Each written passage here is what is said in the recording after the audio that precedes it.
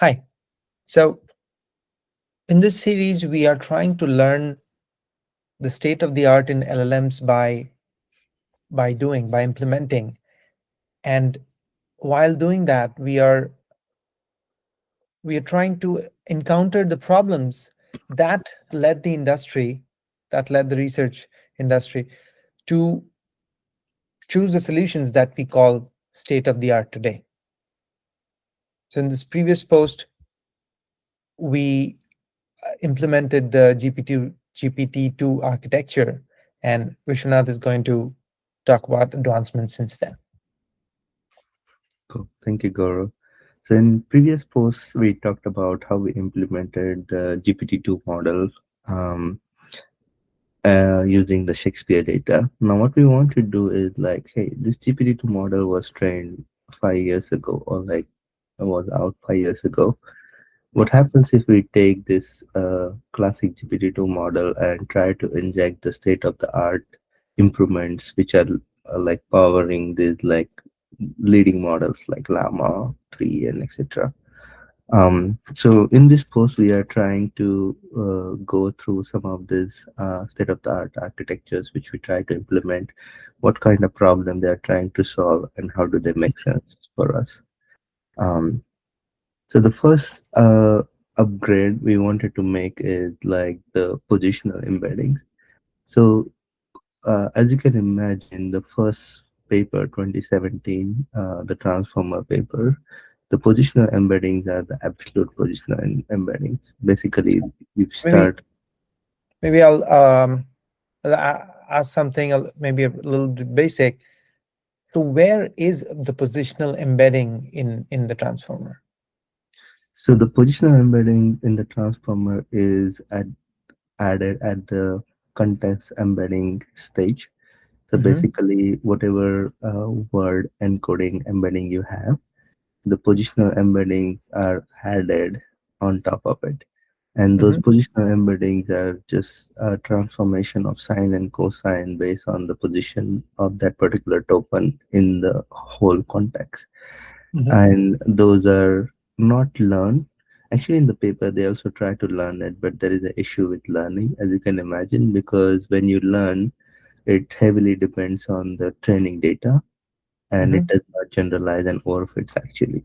But what they saw was instead of training, if you just give this sine cosine based absolute position embedding, they perform similar, but you can scale this in the inference. You can have a different context length outside what you have trained on. So that is a bigger scaling thing. That's why they didn't use the learn embedding. So Interesting. yeah, Uh, So, but just to one of go ahead. So, I'm just to anchor this. You're saying one way in which one could encode position is just by giving a different embedding of, I don't know, 128 dimensions or something to Mhm. each value of the position and just learning it just like any other parameter in the model.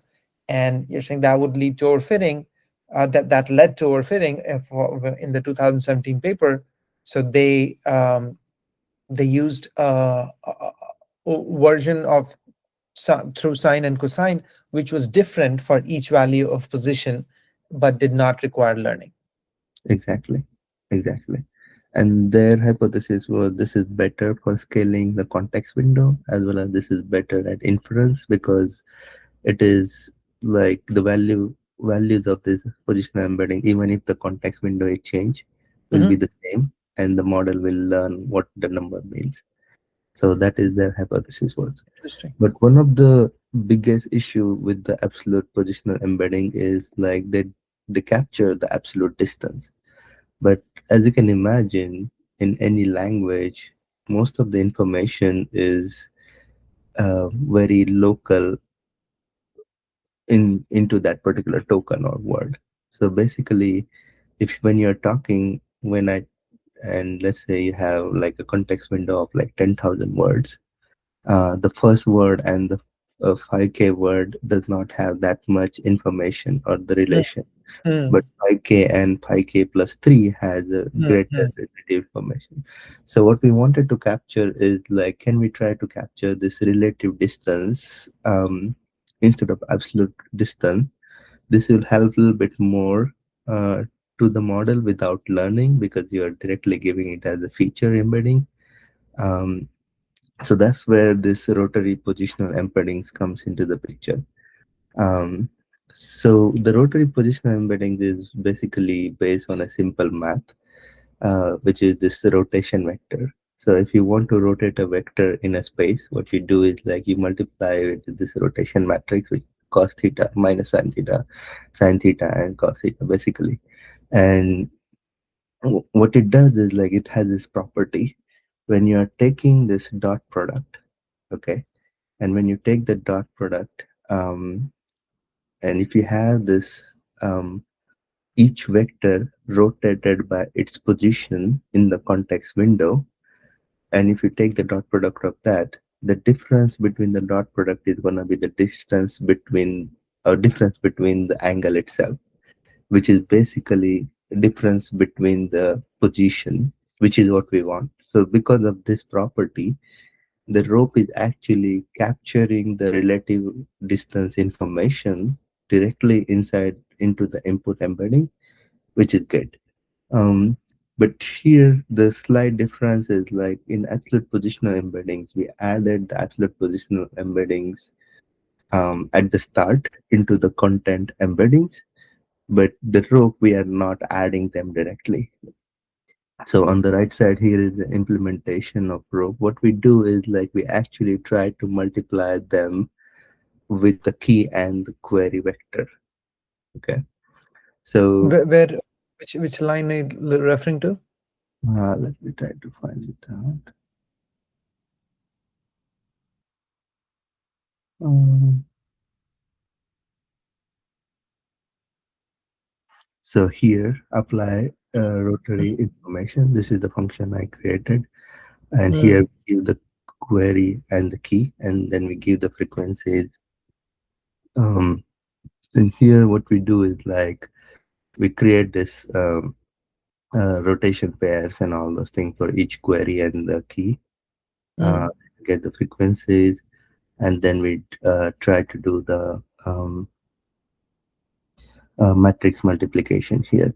So got here you can imagine the got query vector is multiplied by the rotation, the key vector is multiplied by rotation. Then we get this query vector and the key vector out, and then we apply our regular dot product here. And basically, when we apply this regular dot product, we are getting this relative information um, captured directly. Um, for if we don't do the rotary embedding, what we basically do is we just add the absolute positional embedding into the content embedding at the start of the got it. um, yeah, Can you the, scroll up one second a little bit? So can you scroll up the code 1 second? Mhm, So yeah, so external apply rotation. So frequencies, yeah. So dimension is of the sequence length essentially, and what you're saying is that these frequencies are sort of are multiplied. mhm, So that will imply that if the query is at very close to the key in mhm. position, then these are close to, then the dot product is like close to one of the frequencies. Yeah. So if you take the dot product of itself, it is just gonna be one. Yeah, Um, but if it is farther, a little bit farther, it will be closer to one, like yeah, yeah. 0.999. Okay, okay, okay, okay, So this apply rotation is just basically applying this, multiplying your vector by the rotation matrix. okay. Very interesting. So that's the first thing. And what it is capturing naturally is just, hey, if I have this token A is 5 steps away from token B, can we capture that information directly without learning it? And this is huge, right? As you can imagine, from the locality point of view. Um, and the reason this is huge as well is because the context windows are increasing like so heavily because the models we are training are like gigantic models and they want to train like these models for longer. And if you have a smaller context window, the training becomes very super slow. So they're trying to increase into, I don't know, like one megabyte, 2 megabyte. So these kind of like context window they're using. Sometimes I know like they're like a huge context window as well. And as you can imagine, this context windows goes beyond the document now. It's not like capturing one document. Mm, And if we just use the absolute positional embeddings, we are not learning anything between the documents. So the ropes mm, are probably better in those situations. So the rope actually help to actually also make the context window larger and larger. mm. Okay, so that's the first thing which we wanted to do. I think this is the paper. I think it's called rope former or something like that. It came in 2022, which is basically using the rope along with the transformer. Um, the second upgrade we wanted to do was the RMS norm. So what was the problem here? So the problem here was like with the layer norm, um, and when we try to increase the depth of the Sorry, sorry. One more question before we move on. Mhm. Is it fair to say that rope is needed in self attention and not in cross attention? Yeah, because I don't think we have this cross attentions anymore in this decoder only architectures, right? In decoder only architecture, you are still attending on the so Well, mm-hmm, yeah, mm-hmm, so you have the context and you have the output. The output is causal self attention, mm-hmm. and it is attending on the context, but the context is not self attending. Yes, yes. So, So so I'm what just was the question again? so in the case of the query, let's say I wrote a big passage and I'm asking a question, and after Mm-hmm, that I'm generating by causal self attention. mm-hmm, The To cross attend on the context, I don't. What I'm trying to say is that your statement, right? That tokens next to each other should matter no matter where they are at the beginning or the middle or whatever the context, right? mm-hmm. That means the query is a part of the context. Yes, but they are masked, right? Okay. Okay. Because we are only looking at the previous information. We are not looking at the future information. Yeah. Yeah. Right. So that got it. You're saying during training it is mass. Okay. I was talking more about inference where it's not masked. Okay. Go ahead. So we can go to the next optimization or like a modernization you can think of it. Mhm. So what is the issue here? So as you can imagine, GPT-2, I don't think it was a very big model, but after that, people thought of scaling these models to gigantic model. But Mhm. um, there is very big issue in the gigantic model, which is called this invariant shift. Mhm. Basically, what happens is like as you stack more and more layers, the gradient flowing becomes very small or becomes very large. And the reason is very mathematically, as you can imagine, in our residual connections, we keep adding this x plus norm of something residual, right? And as you can imagine, the variance keep increasing. And because the variance keep increasing, it could be very large gradient or it could be very small gradient. And this creates instability in the model itself. So it was not, then we have an issue with like how do we make this model more scalable or like a massive size so that they can learn all the internet information what we have, right? um and as you also know, the layer norm is added at two levels, one at like attention level as well as at the feed forward layer, and it is stacked it to like every block of the attention.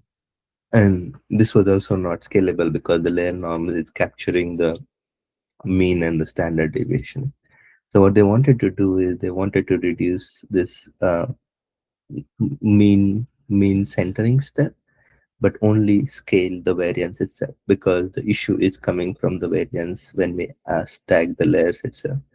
So the way was it's using the root mean square normalization. The root mean square normalization is basically scaling um, the input vector without like centering it to whatever zero or one, whatever you want. This is basically computationally simpler as you can imagine, but this also led to more stable training because as you can imagine, the number of parameters are less here as compared to earlier.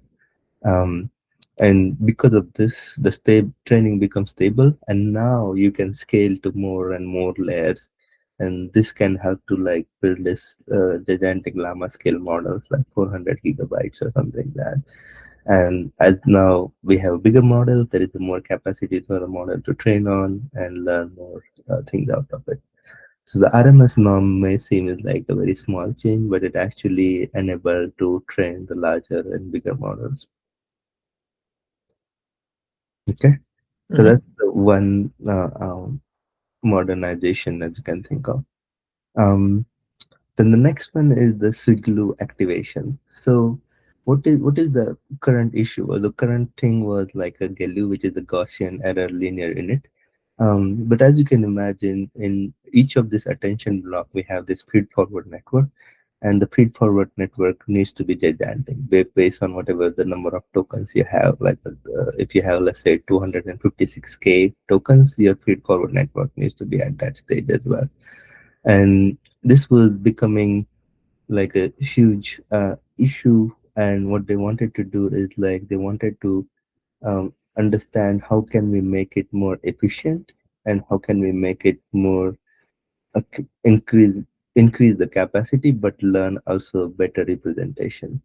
um, to do that, what they did is like similar to how the gated MOE is, but they without implementing the MOE, they just implemented the gated implementation with this huge feed forward network. It is not actually reducing the number of parameters, but it is actually increasing the number of parameters. But what it is doing is like it is adding this extra gated projection layer, and this extra gated projection layer is helping to attend to like correct neurons with whatever the gate is, what you want to do. This is actually improve the performance of the performance of the model, but it also improved the number of parameters. It didn't reduce the number of parameters. Question. So we are talking about activation, and like back in the day, the activation would have been something like ReLU, which we still like. Even even today, we find that in many places. So Mhm. from ReLU to Gaussian error linear unit GLU, what, what's the main difference there? The value, I think you have only values with positives, and all negatives are like clamped to zero. Right. Um, So I think the GLU is trying to also capture the small error on the negative side of the graph. I see. Um, so that was needed because what was happening was after the activation layer, a lot of neurons were becoming zero because we were like Got it. trying to make it Got it. zero. So what they did was like have a smaller values, Got it. negative values, but not zero values. Got it. Okay. And yeah, I think you're going to show the code for this sweet Yeah. glue. So for Swiglu, the code is very simple. You get like the input embeddings now, as you can imagine, to create two layers here, and then the final layer of the projection layer on top of that. Okay. Um, and the layers are 4x layers. So it is increasing the number of parameters and then project those 4x layer again to the embedding dimension. So what they're doing is like um, getting 4 times and then again get do the uh, feed forward for those gated layers and then reduce into the 256 layer.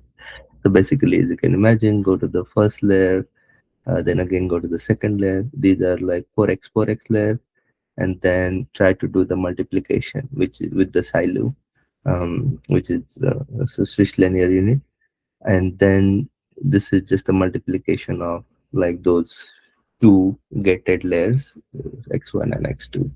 Okay. So those two representations are different, and try to do the dot product of those representation when one of them goes to the switch layer unit, and Okay. then finally take that outcome. and goes through the projection, and that projection is basically whatever the projection you want. Got Sorry, not whatever the projection of your actual embedding size, if it is 256K. But it. they Yeah. also added dropout because they saw that it helped. I didn't see any reason, but they said it works better, so that's why they added the dropout on top of it. Yeah. So if you get, let's say, 256 input, Mm-hmm. there are two projections, Mm-hmm. W1 and W2, which are Mm-hmm. producing 4 times 256 and 4 times 256. Mm-hmm. Then on one of them, X1, we are doing actual activation, Mm-hmm. you know, especially linear unit. Mm-hmm. And then we are doing a Dot product. dot product with the other projection, and then finally compressing it back to the original dimension. Yes. Interesting. So what they're trying to do is say is like we have these two gates here with two Yeah, layers, W1, W2, yeah, and then one of the gate I am going through the silo. The yeah. other gate is directly the residual connections, and then we are doing I see. uh, the dot product between those. So that's why they call it as a gated switch layer. Interesting. And my for the dropout, my feeling is because you are like this doing it 4x and now doing this thing, I feel Uh, like they're probably overfitting. uh, And to reduce that overfitting, they added the dropout. That's my got feeling. got it. Got it. Got it. Okay. Um, yeah, but this increases the model um, capacity like huge because as you can imagine, this is everywhere in each of the feed forward network, which is in every block. So Mm, whatever the number of blocks you have, mm. it's gonna increase that. So the next thing, what I realized was is like hey, when we added so many parameters, I was training on this tiny sexual data set. Mm. I think which is like not a big data set, and as you can see, it is overfitting. That was like a training loss is gone very slow, very low, but the validation loss is still Oh very. wow. Um, so what we try to do is like, hey, how do I try to now um, reduce this overfitting? And I knew is like, hey, we need to get out of this tiny Shakespeare data, and what we can do is like use a little bit bigger data set.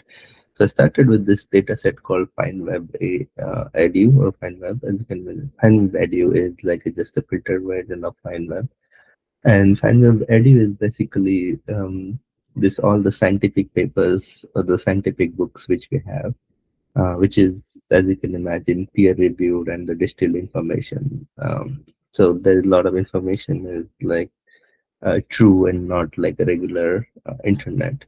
And so basically high quality, massive data set. And I try to get the data set from Hugging Face. I think Hugging Face has like already used, given that data set. Um, and train on that. So now after training with this, as you can imagine, uh, Just curious. I mean, how do you actually train? Do you actually like download the entire data set and okay, train it? Okay. yeah, so let me give a little bit more context. What we do is download all the data set first. Then we tokenize it and then store it by splitting train and validation as well. Hmm. The reason I tokenize it first is because I don't want to tokenize it at every iteration when I'm training the model, which is probably Interesting. takes a lot of time. So I tokenize it, store that, and then when I'm reading, I'm just using this um, a stream loading of the data set from the PyTorch data loader so that I don't have to load the whole data set. I think the data set is something like terabytes, 500 terabytes or something like that. It could not fit into your memory anyway. So that's what the whole process looks like. It takes some time, but it's just like a one-time step, I would say. Um, and you can also parallelize some of those things. So yeah, it took I think 10-15 minutes to download and tokenize those. Okay.